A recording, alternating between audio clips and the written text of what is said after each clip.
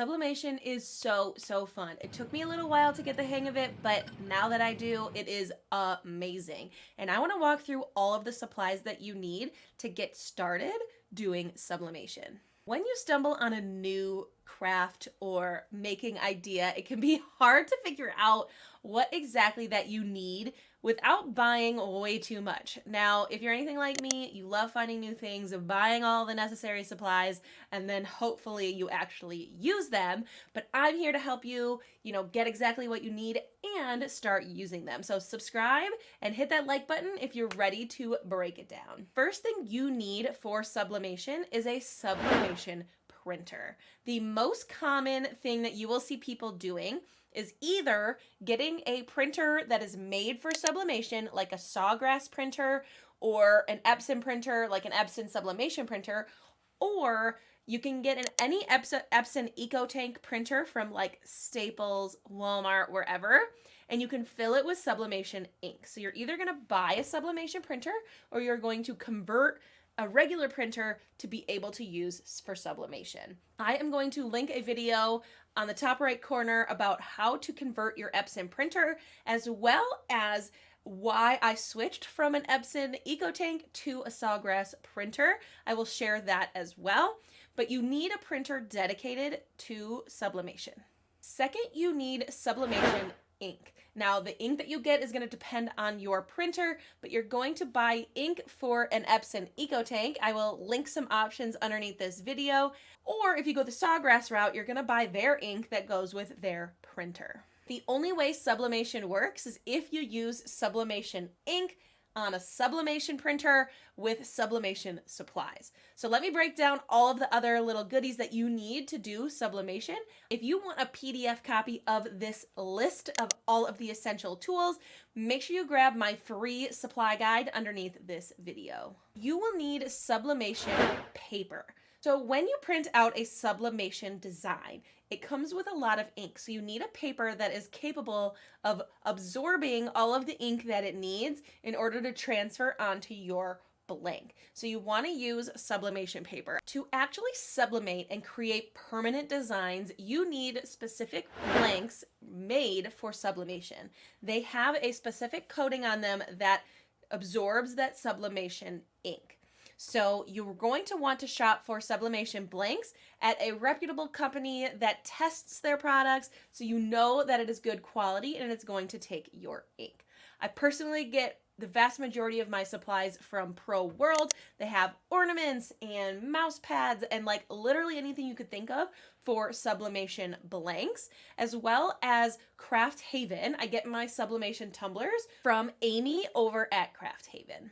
If you want to see a breakdown of 5 super easy sublimation projects that you could make, I'm going to link a video in the top right corner so you can get some ideas of all of the possibilities that you have when it comes to sublimation.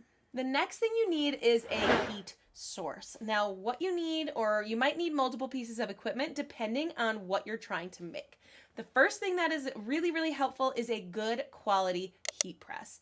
I used to have a super cheap Amazon heat press that worked well for heat transfer vinyl and things that I needed it for, but when it came to sublimation, I found that the heat distribution was off, the pressure was off, and it wasn't working for sublimation. So I upgraded to my Trans Pro Plus heat press, and I'm super happy with how my blanks turn out with that ink.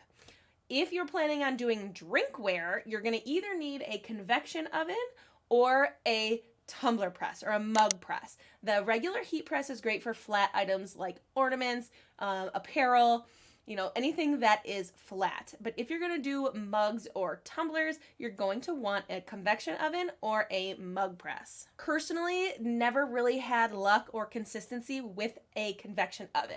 And I'm talking a convection oven from Walmart or Target or anywhere that you theoretically could cook food in. But if you do get a convection oven, don't use it for food. It should be used only for sublimation. It can be difficult to get the pressure right and the temperature right, but many people make it work. I personally prefer my mug press. It is extremely consistent and so much faster than a convection oven. So something like a tumbler will take several minutes, like 6 minutes in an oven, but only 1 in my tumbler press. Plus, I have a lot less taping and things that are involved to getting that tumbler into the press, but you can decide what works best for you. Obviously, a convection oven is super accessible, easy to find, and relatively inexpensive, where a mug press is definitely more of an investment, but I wasted a ton of supplies trying to get that oven to work. So I will link a video more about why I switched to a mug press right now, but either way, you're gonna need something to bake your items. A heat press, a convection oven, a mug press. Depending on what you make, you're gonna have to decide which route to go, or maybe you need 2 of the 3.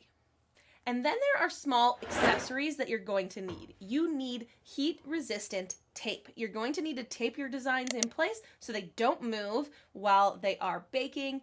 I use heat tape from Amazon and a tape dispenser from Amazon that I will link underneath this video, but I highly recommend this tape dispenser because it's super easy to get things made. You'll want things like heat-resistant gloves, hot pads, tweezers. You might need a paper cutter versus just using scissors to cut out your design, only because it helps to cut in straight lines. I am super excited for you to get into sublimation. It is absolutely so incredibly fun, and you can make so many gifts. I sell a ton of custom sublimation items throughout the entire year. So make sure you go underneath this video and get my free PDF checklist so you can make sure you have everything that you need to get started.